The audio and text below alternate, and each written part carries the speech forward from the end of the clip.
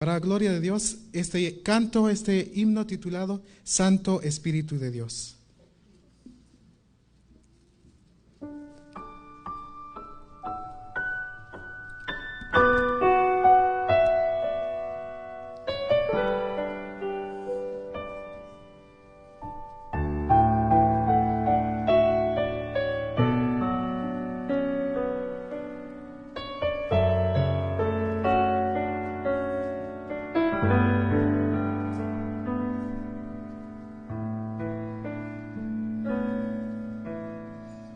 Oh Santo Espíritu de Dios, hoy te quisiera agradecer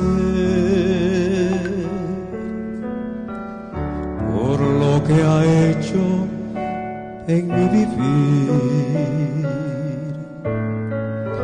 y por lo que harás. Has bendecido mi andar y en el dolor me diste paz. Y aunque en momentos te olvidé, siempre estuviste ahí. Oh Santo Espíritu de Dios, nunca te vayas, aunque lo pida. Ven, dile a este corazón que todavía existe la esperanza. Hazme volver a Dios.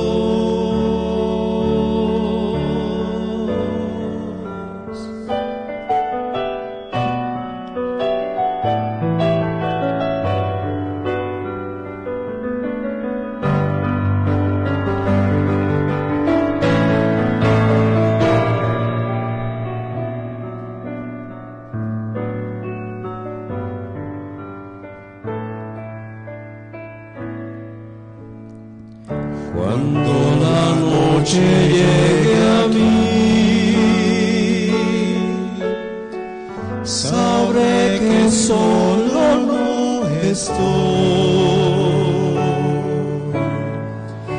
Escucharás mi corazón, me cubrirá tu amor. Oh Santo Espíritu de Dios,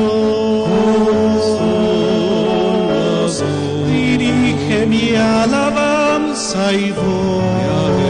Es alabar a Dios, Que mis acciones puedan ser reflejos del Creador. de mi Creador. Oh Santo Espíritu de Dios, nunca te vayas, aunque lo pidan. Ven, dile a este corazón que todavía existe la esperanza. Hazme volver a Dios. Ven y muéstranos el cielo Y enséñanos a amar y haz un cambio en nuestras mentes. Para Dios mirar. Oh Santo Espíritu de Dios,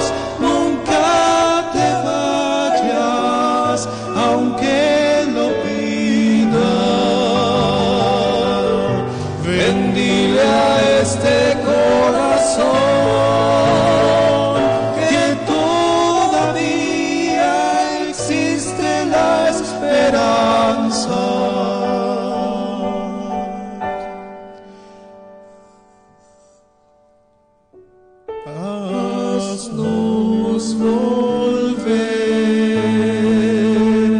a Dios.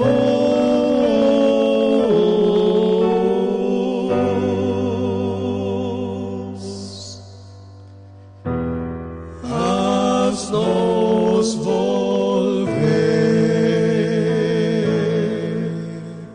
a Dios.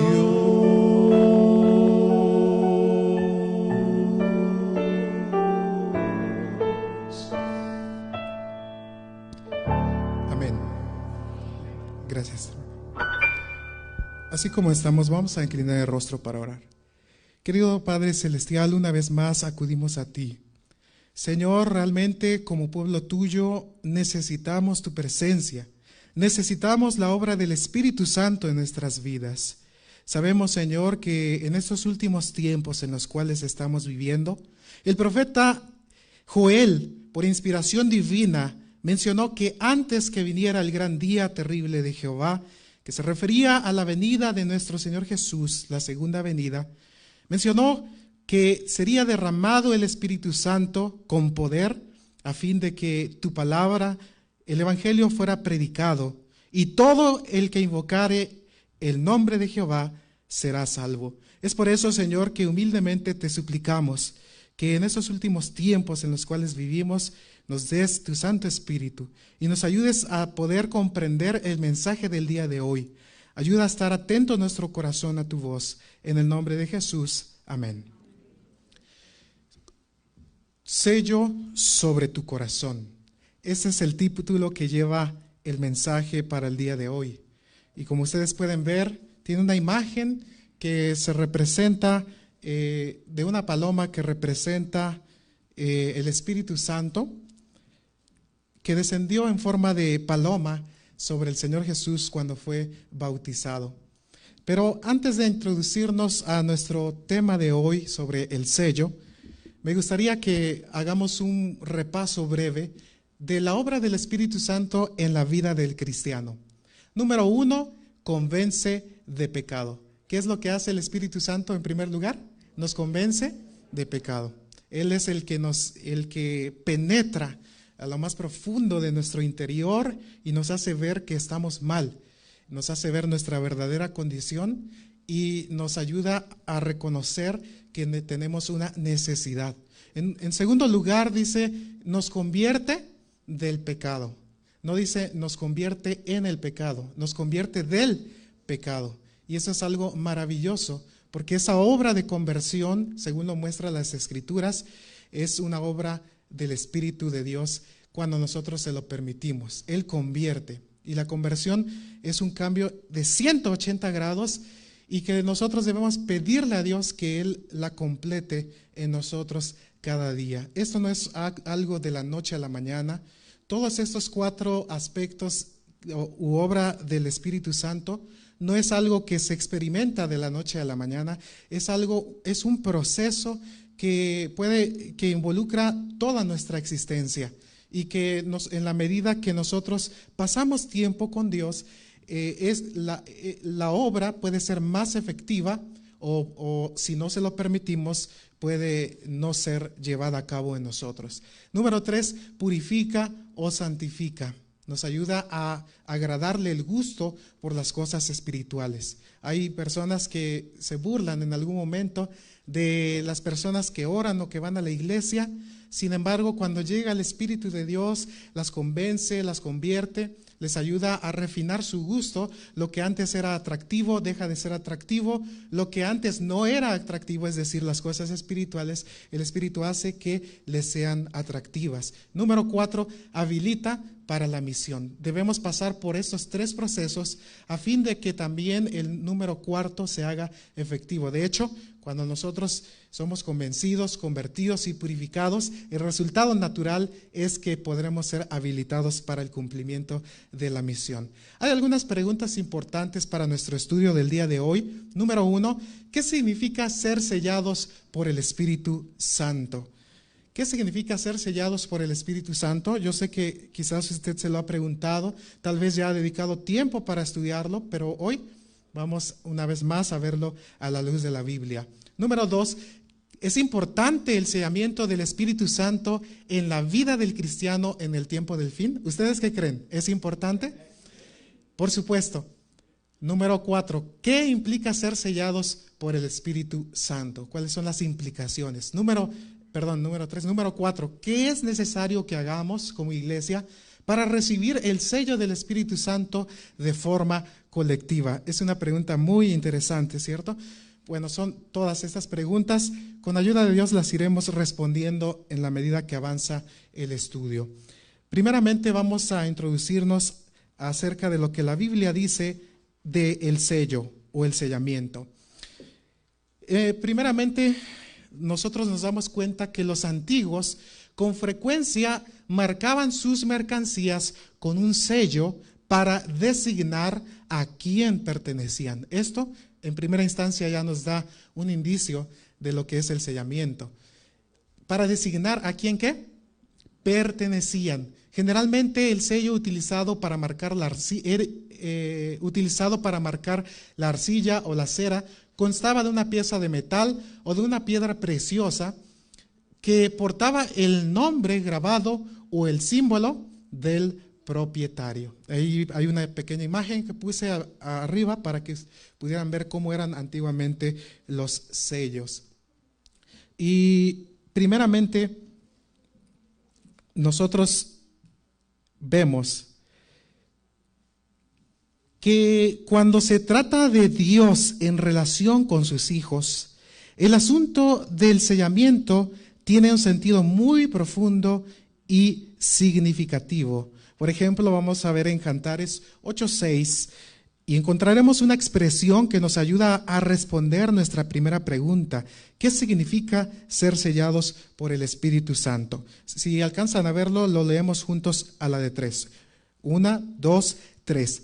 Ponme como un sello sobre tu corazón, como una marca sobre tu brazo, porque fuerte es como la muerte el amor, duros como el Seol los celos, sus brasas de fuego, fuerte llama. Queridos hermanos, sabemos muy bien que el libro de Cantares contiene un lenguaje muy poético y lírico, donde se nos presenta la relación de un esposo y su amada. ¿Notas la petición amorosa que le hace el esposo a su amada? Dice al principio del versículo, ponme como un sello sobre tu corazón, como una marca sobre tu brazo. Hermanos, no es un sello ni una marca visible al ojo humano. Más bien tiene que ver con el ser interior, con la decisión firme de mantener una relación exclusiva y total con la persona amada. En esa relación no hay lugar para nadie más. Sobre el corazón, porque implica la idea no solo de los sentimientos, sino más aún de la mente, la fuente de las decisiones. Conscientemente, la persona que ama decide pertenecer y corresponder al amor de su amado o de su amada.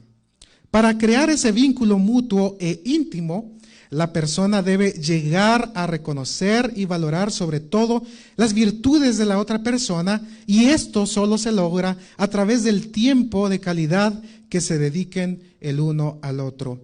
Y sobre todo porque implica la idea de las acciones.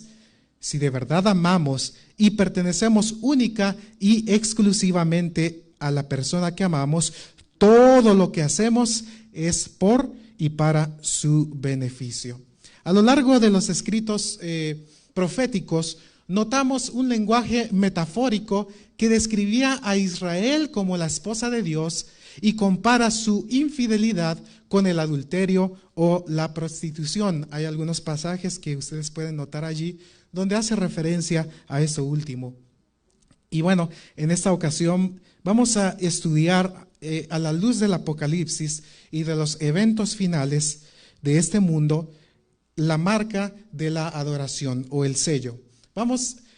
Me gustaría hacer referencia a algunos párrafos de este libro del doctor Jacques Duncan, que es actualmente maestro en la Universidad de Andrews, y ha escrito varios libros, entre ellos este de Secretos del Apocalipsis, un vistazo judío al Apocalipsis. Él se enfoca en varios términos, varias palabras, varias experiencias del hebreo, y me ha gustado mucho en cuanto al tema correspondiente del día de hoy. Se refiere de la marca de la adoración.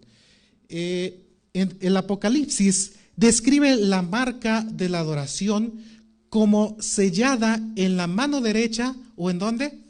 En la frente. Imagen tomada del libro de Deuteronomio, en el que se aplica a la fidelidad a la ley de Dios. Dice en Deuteronomio 6:8, y las atarás como una señal en tu mano y estarán como frontales, ¿en dónde? Entre tus ojos. Para los judíos, ese lenguaje es especialmente significativo, dado que evoca su hábito diario de atar el tefilín en la mano y en la frente como recordativo de su total sumisión a la ley, que involucra tanto las acciones como los pensamientos. Eso es. Y ahora vamos a ver en Apocalipsis 7, 1 al 3. Aquí lo tengo en la pantalla, pero si ustedes gustan abrirlo en su Biblia, también.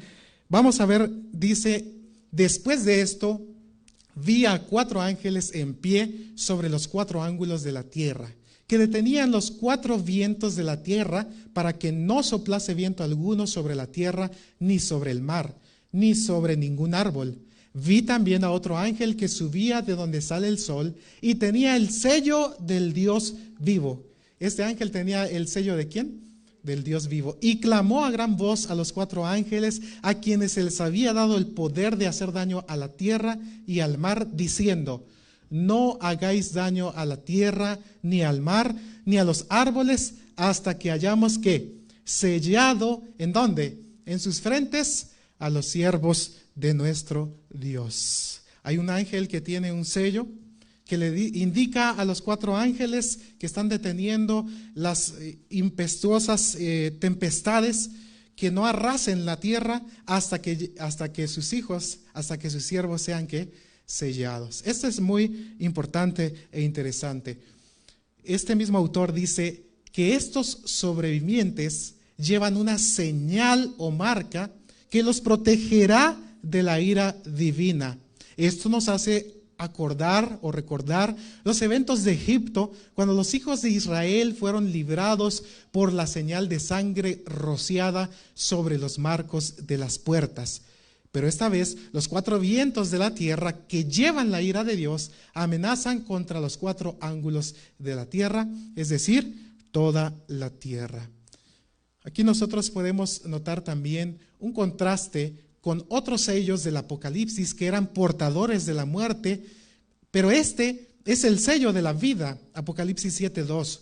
Los otros sellos anunciaban juicio y destrucción. Este denota salvación y creación. Los otros sellos garantizaban la confidencialidad de un documento, pero este indica propiedad. En nuestro pasaje, el sello marca la frente. Nos recuerda a Caín, que también recibió una marca en la frente para su protección. Pero un pasaje de Ezequiel nos llega más de cerca. Le dijo Jehová: pasa por en medio de la ciudad, por en medio de Jerusalén, y ponles una señal en la frente a los hombres que gimen y que claman a causa de todas las abominaciones que se hacen en medio de ella. Y a los otros dijo, oyéndolo yo: matad a viejos, jóvenes y vírgenes, niños y mujeres, hasta que no quede ninguno, pero a todo aquel sobre el cual hubiere señal, no os acercaréis. Bien, aquí vemos un sello, una marca que también es puesta sobre los hombres que gimen y claman a causa de todas las abominaciones que se hacen en medio de la ciudad de Dios, la ciudad de Jerusalén. Hay un contraste de un tipo de personas que cometen abominaciones y otro que clama contra esas abominaciones. ¿Y sobre quién es puesto el sello? Sobre los que claman en contra de esas abominaciones. Los que reciben la marca en su frente son fieles, que reaccionan ante las abominaciones hechas por sus contemporáneos. Los versículos anteriores usan la misma palabra, abominaciones, para hablar de la idolatría del sol. La marca en la frente, escuchemos bien, la marca en la frente, por lo tanto, representa la adoración al Dios verdadero, al Dios viviente, al Creador. Los salmos alaban a Dios como el dueño de todas las cosas, porque Él es el Creador. De Jehová es la tierra y su plenitud, el mundo y los que en él habitan, porque Él la fundó sobre los mares y la afirmó sobre los ríos. Reconocer a Dios, queridos hermanos, como el dueño de todo, viene a ser lo mismo que reconocerlo como Creador. Su sello alude a todo un modo de pensamiento. Ser sellado es mostrar que le debemos todo a Dios. Un tema que impregna toda la Biblia. El sello en la frente representa la marca de Dios sobre la totalidad de la persona, la señal de que le pertenecemos. Vuelvo a repetir, el sello en la frente representa la marca de Dios sobre la totalidad de la persona, la señal de que le pertenecemos. La imagen de Dios, esa parte me parece muy interesante también. La imagen de Dios, si se refleja en la criatura humana, constituye su sello en cierto sentido. Cuando nosotros reflejamos el carácter, la gloria de Dios, esto constituye en cierto sentido su sello. Pertenecer a Dios es vivir con Él. A través de esta imagen, el Apocalipsis designa a los que confiesan al Dios de la creación en cada faceta de su vida. El sábado, el diezmo, las elecciones alimentarias y el respeto por la ley de Dios, todo podría indicar la presencia del sello de Dios, pero no lo producen en forma mágica. El sello de Dios es invisible y está vivo, así como el Creador Dios al que representa. Queridos hermanos, este miércoles pasado escuchamos un tema muy importante, muy oportuno para los días en que vivimos. Se habló sobre el impacto que tiene la alimentación sobre la vida, la mente. Y queridos hermanos, en ese momento que estaba escuchando ese mensaje, pude recordar algo importante que sucede en la vida de una persona que descuida su alimentación. Lo que hacemos, hermanos, es incapacitar la mente y capacitar el espíritu, la vida espiritual, cuando consumimos alimentos impropios. Ya se habló, no voy a ahondar sobre esto. Sin embargo, esto es muy interesante, porque a veces nos preguntamos, ¿por qué a tal persona como que le entra por un lado un oído y le sale por el otro? A veces nosotros, esto también es importante y tiene profundo importancia, impacto, porque a veces escuchamos mensajes poderosos, inspirados por el Espíritu de Dios, pero que no producen lo que debería producir. ¿Por qué? No porque Dios o el Espíritu de Dios no esté obrando, sino porque nosotros, por nuestra forma de vida, nuestro estilo de alimentación, incapacitamos la mente para recibir y escuchar su voz. ¿Saben cuál es la parte en la mente, en el cerebro, donde nos habla Dios? Según los estudios dicen que es el lóbulo frontal. Es el organismo en el cerebro que controla todas el razonamiento, que tiene el control sobre las emociones. Y se han hecho estudios de personas que han sufrido golpes fuertes aquí en la cabeza y que fue dañado casi totalmente su lóbulo frontal, y son personas agresivas, son personas que no escuchan razonamientos. Bueno, no quiere decir que aquí haya personas que no escuchan razonamientos y por eso esté afectado su mente, ¿verdad? Haya recibido un fuerte golpe de chiquito.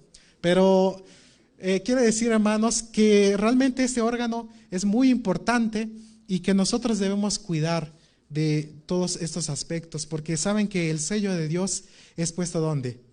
en la frente, que más a continuación vamos a ver que representa la mente, las decisiones, pero también sobre la mano o el brazo, que representa las acciones.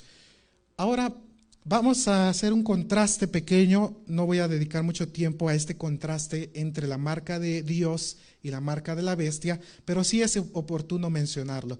La marca de la bestia implica más que un día o una forma de adoración. Implica también lealtad a la bestia, al poder de Babel, con todo su potencial de represión, conformidad y alejamiento de Dios. Esto último es muy interesante, alejamiento de Dios.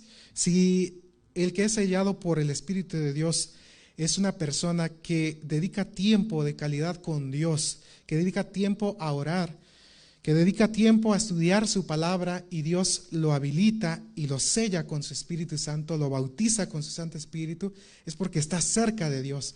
Pero el que está lejos de Dios, prácticamente no necesariamente le dice a Satanás, ponme tu sello, pero automáticamente, como dijo el Señor Jesús, el que no es conmigo, contra mí es. ¿Dónde está puesta la marca de la bestia? Dice Apocalipsis 13, 16 y 17, y hace que a todos, pequeños y grandes, ricos y pobres, libres y esclavos, se les dé una marca en la mano derecha o en la frente. Aquí vemos una imitación satánica de la forma en que Dios actúa en sus hijos. Una falsificación satánica, un sello que lo representa a Él, una marca también en la frente y en la mano, donde Él quiere ser el propietario de nuestras vidas. Cuando no estamos cerca de Dios, estamos en peligro.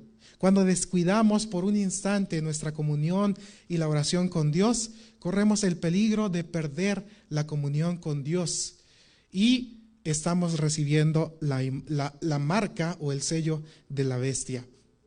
Dice Apocalipsis 14, 9 y 10, entonces lo siguió otro ángel, el tercero, diciendo a gran voz, si alguno adora a la bestia y a su imagen y recibe una marca en su frente o en su mano, él también beberá del vino del furor de Dios, que está preparado puro en el cáliz de su ira, y será atormentado con fuego y azufre delante de los santos ángeles y en presencia del Cordero.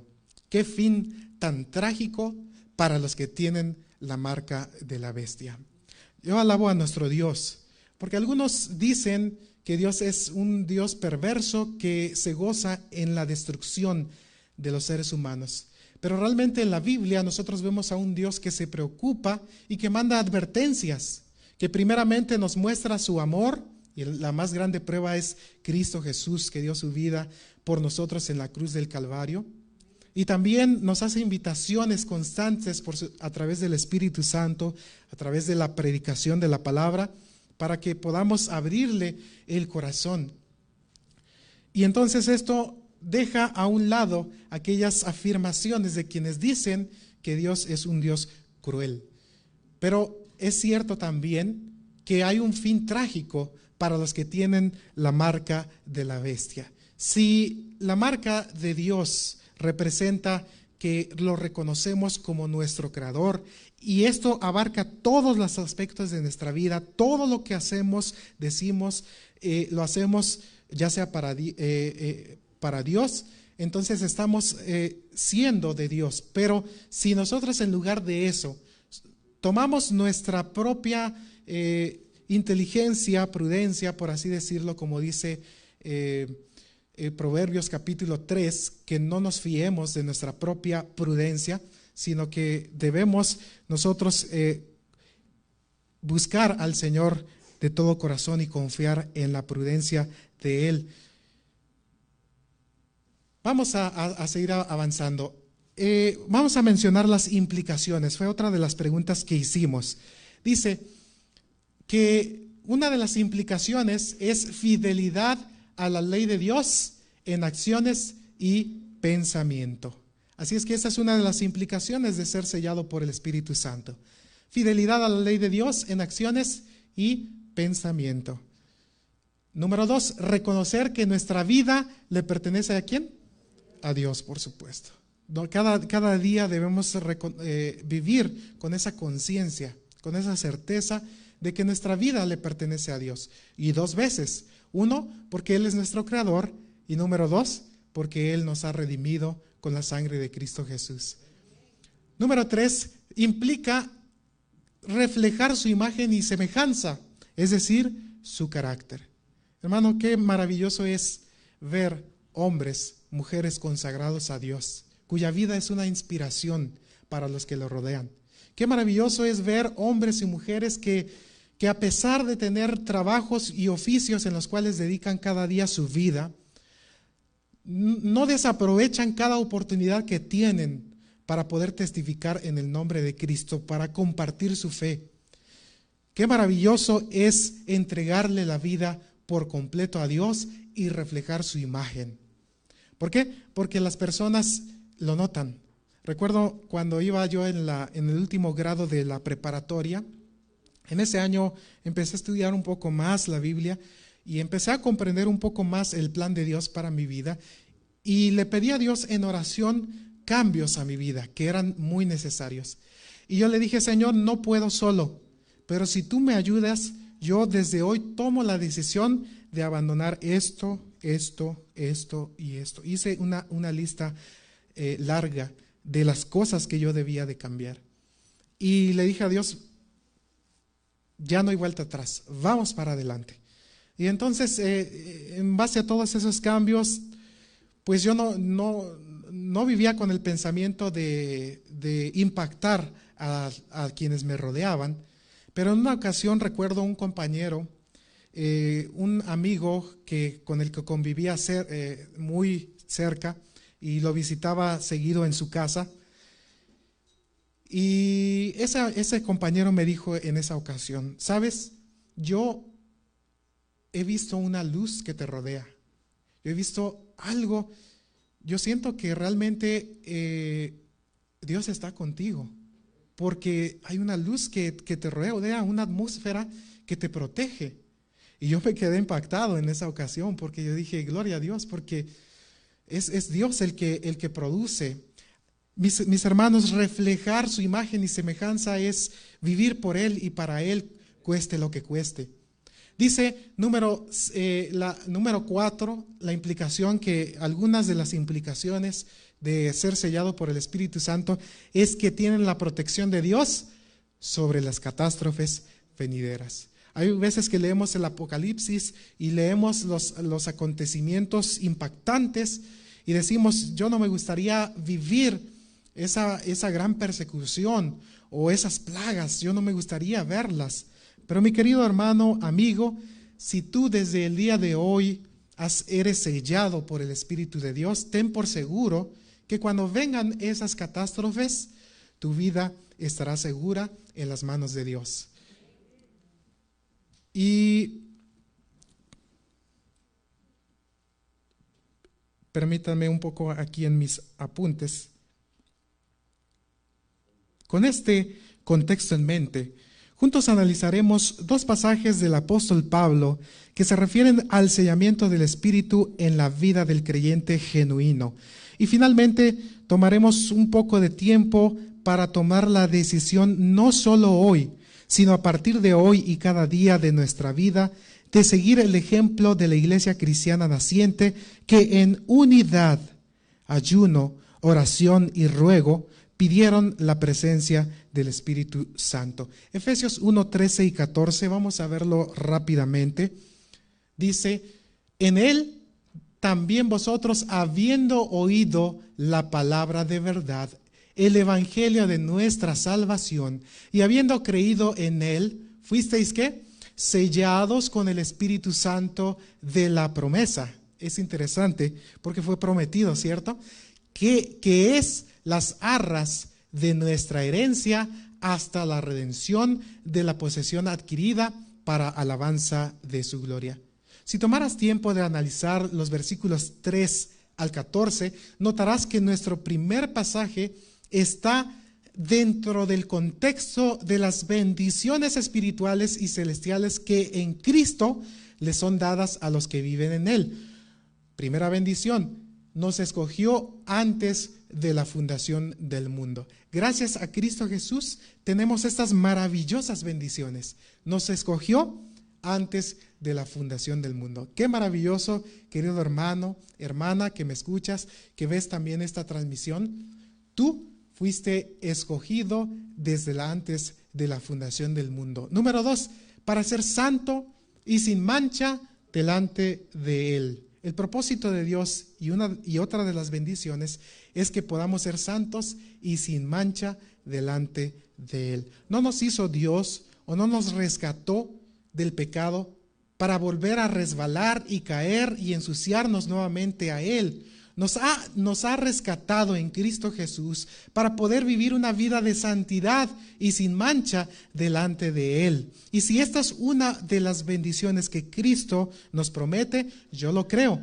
Quiere decir, querido hermano, que Dios te puede dar la facultad de vencer todas aquellos hábitos, todas aquellas adicciones que han impedido una entrega total y completa a Cristo Jesús. Número 3, predestinados para ser adoptados hijos suyos. Mirad qué amor nos ha dado el Padre, que seamos llamados hijos de Dios. Gracias a nuestro hermano mayor, como lo estudiamos en nuestra lección esta semana, ahora nosotros podemos ser también hijos de Dios. Número 4, nos hizo aceptos en el amado. Gloria a Dios por eso. Si nosotros fuéramos así como estamos delante de Dios y le dijéramos, Señor, mira mi vida, la presento como una ofrenda. Si no está Cristo, ¿cómo sería esa ofrenda? Una ofrenda pues manchada por el pecado, el egoísmo, pero dice que gracias a Cristo Jesús nosotros somos aceptos en el amado. Así es que cuando nos presentamos en oración al Padre debemos hacerlo con el pensamiento claro en la mente de que nos estamos presentando en el nombre de Cristo Jesús, que Él va enfrente, que Él intercede por ti y por mí, y que mi oración va a ser escuchada no porque yo lo merezca, no porque yo haga cosas buenas para que Dios me recompense por ellas, sino porque soy indigno y porque solo Cristo y lo que Él hizo ya y lo que Él sigue haciendo, intercediendo por nosotros, como lo estamos viendo en nuestra lección, es que nosotros podemos ser aceptos ante el Padre. Número 5, tenemos redención por su sangre y el perdón de nuestros pecados. Número 6, nos dio a conocer el misterio de su voluntad. Número 7, tenemos herencia. Número 8, predestinados para ser para alabanza de su gloria. Predestinados para ser. Estamos viendo un verbo que implica el ser y no la acción, porque primeramente viene el ser y luego viene el hacer. Eso quiere decir que todas nuestras acciones son un reflejo de lo que hay en nuestra mente, de lo que nosotros somos en realidad. Por eso es que fuimos predestinados en Cristo Jesús para ser hombres y mujeres para alabanza de su gloria. Y número 9, sellados con el Espíritu Santo de la promesa. Efesios 4:30, que es nuestro segundo pasaje, vamos a verlo rápidamente, dice, y no contristéis al Espíritu Santo de Dios, con el cual fuisteis, ¿qué? Sellados para el día de ¿qué? De la redención. Hay un día de la redención. Y mis hermanos, hemos ya estudiado anteriormente en este mensaje de que nosotros, Dios quiere que seamos sellados por su Espíritu para reflejar su gloria. Y mis hermanos, hay una palabra interesante al principio, una expresión que dice, no contristéis al Espíritu Santo. En griego está como un imperativo, es decir, una exhortación o ruego. Puede también traducirse como no sigáis contristando al Espíritu o dejad de contristar al Espíritu. Querido hermano, ¿qué significa contristar al Espíritu Santo? Cuando yo estaba estudiando este mensaje también, a mí me impacta porque entenderlo esta frase de no contristéis, que realmente puede ser traducida como no sigáis contristando al Espíritu o dejad de contristar, implica la idea de que se ha estado haciendo, que se ha estado contristando al Espíritu. Y entonces yo me puse a pensar en mi persona, en mi ser, y yo dije, ¿de qué manera he estado contristando al Espíritu de Dios? ¿De qué manera? ¿Por qué el Señor ahora me está invitando a mí directamente a que no siga contristando al Espíritu Santo? ¿Qué significa contristar otra vez al Espíritu? Dice, ya se nos ha advertido en Mateo 12:31 que no debemos blasfemar contra el Espíritu o hablar mal de Él. En otras palabras, rechazar constantemente su obra de transformación en nuestra vida. Decidir vivir por nuestros propios méritos y de acuerdo a nuestra propia voluntad, pese a que ésta llegue a ser contraria a la voluntad divina. Hermanos, hay veces que nosotros, siendo totalmente honestos, estamos en una lucha en la vida del cristiano. Y cada uno honestamente sabemos de qué pie estamos cojeando, qué es ese algo que no nos ha permitido o qué son esos algos que aún no nos han permitido hacer una entrega completa a Dios y que al dejarme llegar por ese algo que me aparta de Dios, me induce a caer en el pecado y arrastrarme allí, y Satanás allí deleitándose, riéndose, señalándonos ante Dios y diciéndonos, mira, y mira este que es un líder, y mira esta persona que dice que es uno de tus hijos, que va a la iglesia todos los sábados, que diezma, pero míralo cómo está. ¿Qué es ese algo que nos impide entregarnos completamente a Dios y recibir en la plenitud como Dios espera que lo hagamos el Espíritu Santo en nuestra vida? Me gustaría que veamos rápidamente un caso en el cual se trató de engañar al Espíritu Santo, porque también eso es parte de contristar, y se presenta en Hechos 4:36 y 37, capítulo 5, 1 al 3, o sea, está seguido esta historia entre el 4 y el 5, y presenta, número 1, dos contrastes. Un hombre llamado Bernabé. ¿Saben quién fue Bernabé? El que acompañó ¿a quién? Al apóstol Pablo en sus viajes. Este era originario ¿de dónde? De Chipre. Y entonces dice que él, recibiendo la palabra de Dios, oyendo y recibiendo el Espíritu Santo, junto con un grande número de personas que recibieron el Espíritu Santo en el día del Pentecostés, él decide que tiene una propiedad y la vende. ¿Y qué es lo que hace? La da para que todo, no se queda con nada para la causa de Dios. Pero el contraste viene a continuación con Ananías y Zafira, que venden una propiedad y deciden ¿qué? Quedarse con una ¿qué? Parte. Y el apóstol Pedro le dice primero al esposo que por qué está engañando, tratando, mejor dicho, de engañar al Espíritu Santo. Le dice, ¿acaso no era tu propiedad? Si era tu propiedad, vendías tu dinero y tú te lo quedabas, no hay ningún problema, pero has hecho mal.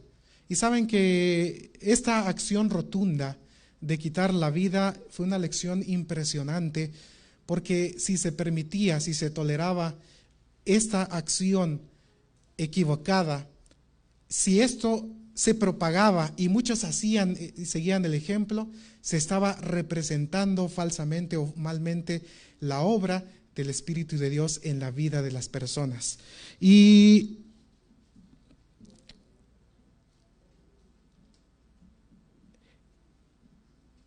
en los inicios de la iglesia cristiana primitiva se procuraba la unidad, la solidaridad y el desprendimiento en beneficio de los necesitados. En este contexto aparecen las escenas de nuestro pasaje, dos contrastes.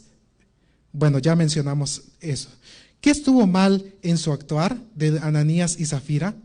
Mejor pregunta es, ¿por qué es importante lo que nos motiva a actuar? Bernabé lo hizo con sinceridad, pensando en el bien de los demás. Los otros, es decir, Ananías y Zafira, lo hicieron por conveniencia y apariencia. buscar un estatus eclesiástico quizás, o solo por el hecho de hacer pensar a los demás que también ellos tenían un espíritu de desprendimiento, pero al final solo fue apariencia. Piensa en tu propia vida. ¿Qué te motiva a hacer lo que haces? ¿Qué te motiva a ser un miembro de esta iglesia? ¿Qué es lo que te motiva a formar parte de un grupo, en este caso de la iglesia? Y es importante pensar en esto porque nosotros debemos evitar este tipo de situaciones. Vamos a finalizar. Con la experiencia de los discípulos de Cristo, previa y posterior a la llegada del Espíritu Santo. Vamos a iniciar. En Hechos capítulo 1, si quieren abrir su Biblia también, Hechos capítulo 1, versículos 4 y 5, vemos que Jesús, antes de ascender al cielo, les ordena que no se vayan de Jerusalén y enseguida les recuerda la promesa que les había dado antes de ser crucificado y morir. Promete a los discípulos que serían bautizados ¿con quién?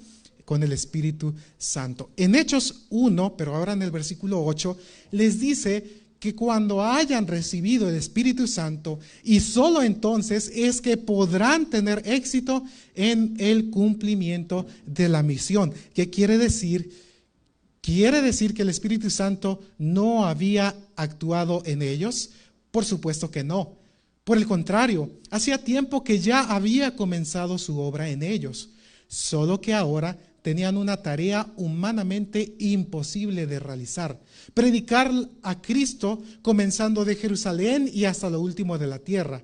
Por eso necesitaban clamar por el cumplimiento de la promesa del Espíritu Santo. En otras palabras, los discípulos no habrían podido abarcar el mundo de aquel entonces con la predicación de la palabra sin la ayuda y dirección del Espíritu Santo.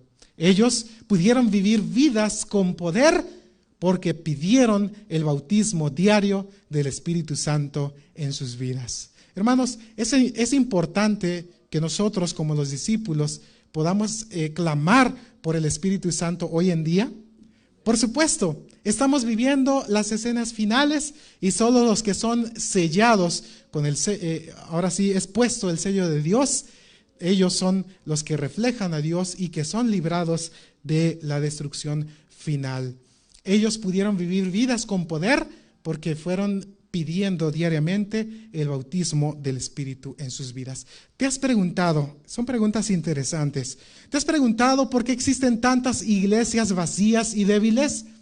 ¿Te has preguntado por qué las iglesias no tienen el impacto que deberían tener en su propia comunidad? ¿Qué han estado o hemos estado haciendo mal? ¿De qué están constituidas las iglesias? Correcto, de familias.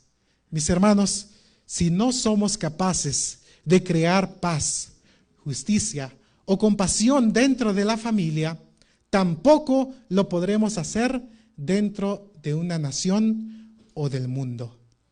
No puedes demandar que tus hijos aspiren a ser más de lo que tú eres, sobre todo en relación a lo espiritual. Hermanos, hoy más que nunca se necesitan padres ejemplares, padres que le den el ejemplo, no solamente decirle, hijo, ve a la iglesia, sino que sean los primeros en alistarse, que sean los primeros en dar ese paso adelante para mostrar que realmente están viviendo de acuerdo a la voluntad de Dios. Con semejantes padres, los hijos seguirían ese maravilloso ejemplo. Recuerdo, hermanos, a mi papá y a mi mamá que daban estudios bíblicos. Mi papá a veces me cargaba como un saco cuando yo me quedaba dormido.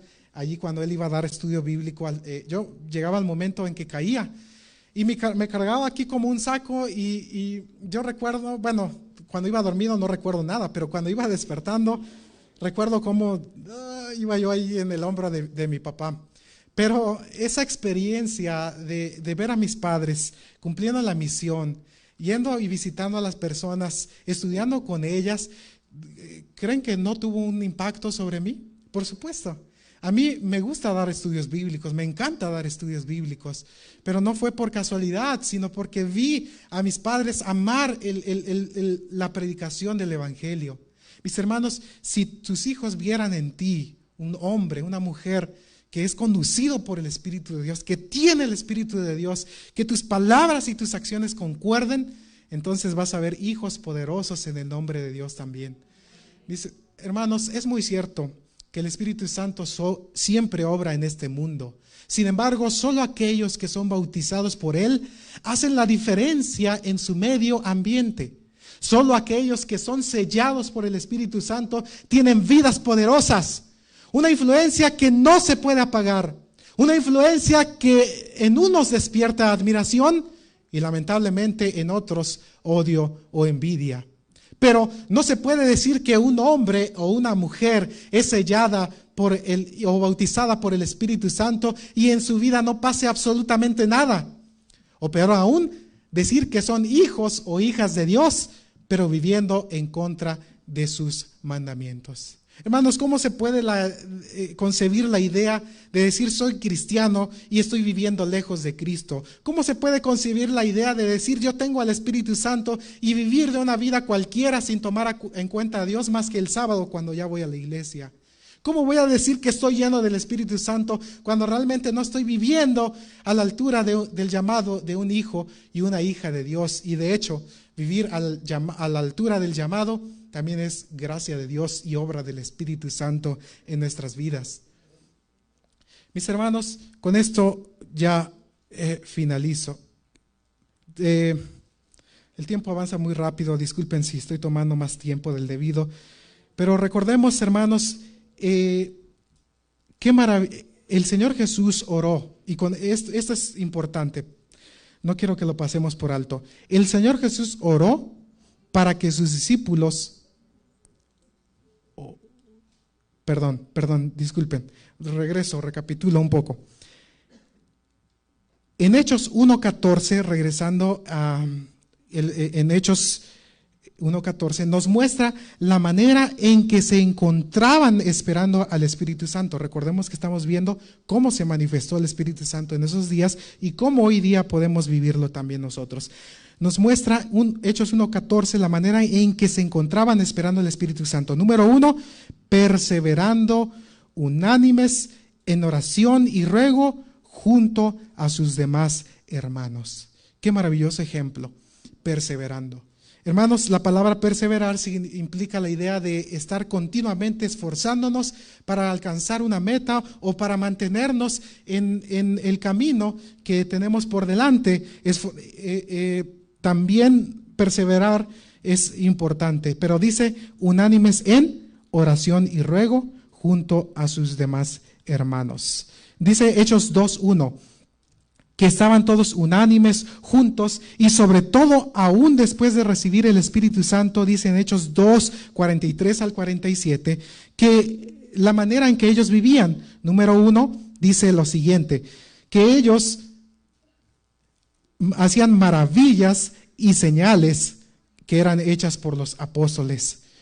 También en el versículo 43 de Hechos capítulo 2, en el versículo 44 dice que todos los que habían creído estaban juntos y tenían en común todas las cosas. El versículo 45 dice que vendían sus propiedades y repartían según la necesidad de cada uno. Perseveraban unánimes en el templo y en las casas. Comían juntos con alegría y sencillez de corazón. Alababan a Dios y tenían el favor con todo el pueblo. Qué maravilloso, hermanos, que nosotros hoy día podamos experimentar esto como ellos lo experimentaron. Yo pregunto, hermanos, ¿creen que esto es imposible? No. Si ellos lo vivieron, ¿creen que podemos experimentarlo nosotros también? Amén. El Señor añadía a la iglesia a los que habían de ser salvos. Qué maravilloso. O sea, tú te enfocas en orar, en estar cerca de tus hermanos, en compartir el pan, en convivir, en predicar la palabra, y el Señor se encarga de añadir a la iglesia a los que van a ser salvos. Qué maravillosa forma de actuar. Podemos notar en todo su esplendor el método de Cristo. Cuán efectivo fue en esos días y aún más en los nuestros. El Señor Jesús oró, hermanos, para que sus discípulos y todos los que llegaran a creer en Él por la palabra de ellos, eso nos incluye a ti y a mí, puedan experimentar unidad, así como Él es uno con el Padre y quiere que seamos uno con Él, como dice en Juan 17, 20 al 23. Hermanos, a mí me gusta una serie que ya también el pastor Carballo ha mencionado, se llama The Chosen. Bueno, no sé cómo se pronuncia bien en inglés, Los Elegidos. Y está muy, muy interesante porque, por ejemplo, ver la reacción que tienen los discípulos con Mateo, que era un publicano. Los discípulos, varios de ellos eran pescadores, y ellos tenían que pagar tributo. Y el hecho de que vieran que entre ellos Jesús llamara a un cobrador de impuestos, ¿qué creen que pasó aquí en su mente, en su vida? Sintieron algo que muchos hemos experimentado al ver a alguna persona que no nos cae bien, que nos ha hecho un daño. Pero ¿por qué Jesús tuvo que elegir a discípulos tan diferentes, tan distintos, tan contrastantes? Era su plan, por supuesto que sí. Y el plan de Jesús era que ellos pudieran vivir en unidad. ¿Esto fue fácil? No lo fue. Pero lo lograron porque Jesús había orado por ellos. Había orado para que ellos pudieran ser unidos. Y saben que cuando ellos recibieron el Espíritu Santo, cuando ellos proclamaron la palabra de Dios, ellos estaban unidos, eran de un solo cuerpo. Hermanos, tú y yo, y hoy en día, puede que aún dentro de la iglesia se han presentado situaciones difíciles, se han presentado situaciones que han roto relaciones que eran muy estrechas. Puede ser que ahora veas a esas personas y digas, yo no quiero ni hablarles, yo no quiero ni saludarlos. Pero mis hermanos, el Señor pide que nosotros podamos estar unidos, porque la única forma en que nosotros podemos ser investidos y como pueblo de manera colectiva, recibir el Espíritu Santo y proclamar su palabra con poder, es cuando estamos practicando o haciendo lo mismo que hacían los discípulos, es decir, tener al Espíritu Santo, buscar la unidad. Y mis hermanos, eso solo se logra en la medida, me gusta una ilustración que hizo una vez el pastor Mercedes Espinosa, donde mencionaba que nos imaginemos a Cristo estando como un punto en el centro. Imaginémonos que cada uno somos puntos que estamos alrededor de Jesús, que es el centro. Y entonces, en la medida en que vamos acercándonos a Cristo Jesús, ¿qué es lo que va sucediendo? Nos vamos acercando, ¿qué? Más los unos a los otros. Cuando ponemos nuestra vista en Jesús y su perfección, nos damos cuenta que somos débiles. Nos damos cuenta que como nuestros hermanos, también tú y yo podemos fallar. Nos damos cuenta que tanto ellos como yo necesitamos y dependemos de Dios. Entonces, entre más acercamos a Jesús, nos unimos a Él, entonces Él va cambiando nuestra forma de ver a las personas. Él va ayudándonos a verlos como Él los ve, con una mirada de compasión, una mirada de gracia, de misericordia. Una mirada, Él va desterrando esos malos sentimientos que existen contra X o Y persona. Así es que, hermanos, el Señor nos invita a que podamos nosotros buscar en Cristo la unidad de la iglesia, para que podamos colectivamente recibir el Espíritu Santo y poder proclamar con poder y autoridad. Y este mensaje, como dice en Mateo 24:14, que este evangelio será predicado por testimonio a todo el mundo y entonces vendrá el fin. Los discípulos eran pocos y tenían una gran misión, pero lo lograron, abarcaron el mundo con la predicación del evangelio. Hoy el mundo es demasiado grande, la situación no es tan diferente como de aquel entonces, pero al igual que ellos en ese momento, necesitamos ser investidos del Espíritu Santo. Bueno, yo finalizo ya con esto. Y yo quiero invitarte, querido hermano, querida iglesia, a que podamos nosotros hoy tomar una decisión. No podemos escuchar un mensaje y quedar con los brazos cruzados o hacer que nada pasó. No, el Señor nos está hablando claramente que Él quiere darnos su espíritu. El Señor claramente nos muestra que como iglesia quiere que estemos unidos. No podemos quedarnos con los brazos cruzados. No puedo hacerme oído sordo de lo que Él nos ha indicado en su palabra. Querido hermano, si tú tienes que arreglar algo con alguien, acércate, aun cuando tú no seas el que haya hecho el agravio. El Señor pondrá en tu corazón esa necesidad, en la medida que tú te acerques a Dios. El Señor quiere que nosotros podamos ser iglesias unidas. Mis hermanos, hoy es el día en que Dios quiere que esto sea una realidad. Yo pregunto a mis hermanos, ¿cuántos de nosotros queremos ser sellados por el Espíritu Santo? ¿Cuántos de nosotros, hermanos, queremos vivir vidas poderosas, vidas cuya influencia sea una inspiración para los que nos rodean, vidas transformadas, vidas renovadas por el Espíritu Santo? Si es así, mi hermano, yo quiero invitarte para finalizar con una oración. Quiero orar contigo para pedirle a Dios que desde hoy, tal vez ya esto Dios ha estado trabajando de hace tiempo, lo ha confirmado tal vez ya a través de este mensaje, pero si no es así, te invito a que desde hoy tú y yo podamos unirnos en oración para pedirle que esto pueda ser una realidad a partir de hoy. Vamos a ponernos de pie para orar.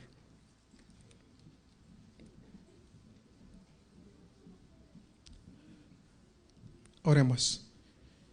Querido Padre Celestial, te damos muchísimas gracias por tu santa palabra. Gracias, Señor, porque una vez más nos haces una invitación, porque estamos viviendo en el umbral de los tiempos.